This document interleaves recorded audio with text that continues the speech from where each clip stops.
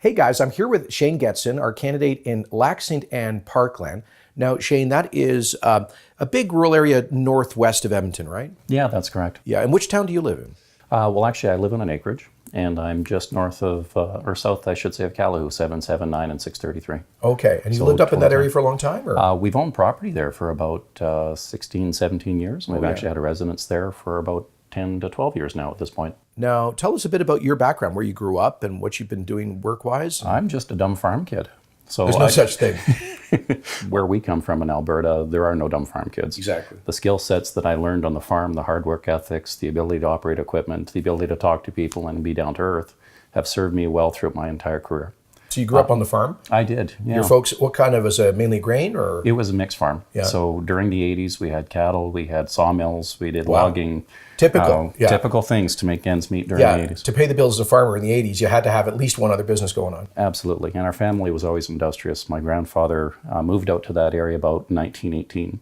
So we had the whole family farm, and he was one of the first ones to bring out Black Angus cattle, start the UFA, Really? bring out the cooperators insurance. So deep Alberta roots. Absolutely. So your grandfather was involved in starting the UFA. Yes, he was. Yeah, which of course went on to become the government of Alberta. So you're following in his footsteps. Yeah, one of my uncles had said that it was pretty neat to have another Getson getting involved in politics. Was he in the your legislature, your grandfather? No, he wasn't. But he helped Joe Clark apparently along the way. Oh, who was the MP in that area, Yellowhead? That's correct. There you go. Farm background, and then I gather you've been in the oil patch? I have. Well, first I went to NAIT, Northern Alberta Institute of Technology. Great place. And it was a great place for me to almost be an engineer. So I'm a civil engineering technologist. I wanted to try that out before heading to university. Managed to work out of that and worked for an industrial contractor, worked on a diamond mine in the territories, SAGD plants, straddle plants, fiber optics right across Canada with that contractor. Wow. In 2003, I started my own consulting company, and then I took advantage of that, of all the industry that was taking place. I worked for Encana, and then I went on to work for Enbridge and also TransCanada. So, wow, that's quite a vast experience from farming to construction to high tech to oil and gas and the whole breadth of the industry. What drew you from that into taking the plunge into seeking elected office? Frustration. The adversity we faced with the industry and the rhetoric that's out there is pretty bad at this point. So you have a lot of highly skilled people, both on the professional level and on the trades, that are unable to do what they're really good at. Even so, that we can't even get a water project off the ground, delayed in regulatory because two of the governmental bodies both want to govern it. And that's where it delayed a project for another year, and that's where I got frustrated and said, if I can't fix it from the outside, I better jump on the inside and see what I can do. So you are a classic get-her-done Albertan. You want practical solutions to problems. And absolutely. Yeah, you just see what's happened in our economy. There's the constant barriers and burdens to what used to be creating wealth and jobs.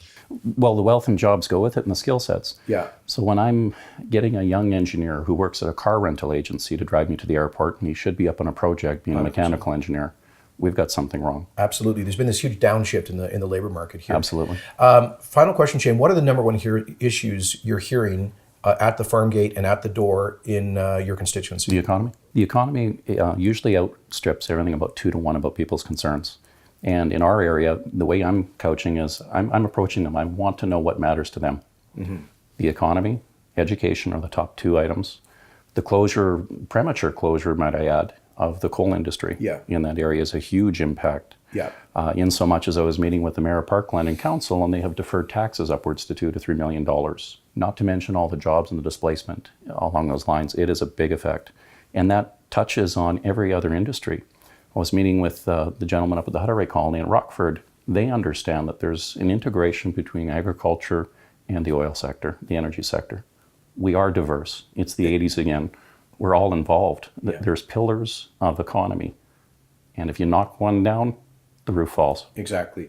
Well, we want to make sure that doesn't happen, Shane. That's why we're in this together as part of a team. Hopefully that will earn the confidence of Albertans this spring. I wish you all the luck up at Lac Ste and Parkland, and thanks for doing this. Appreciate it, sir. Cheers. Thank you.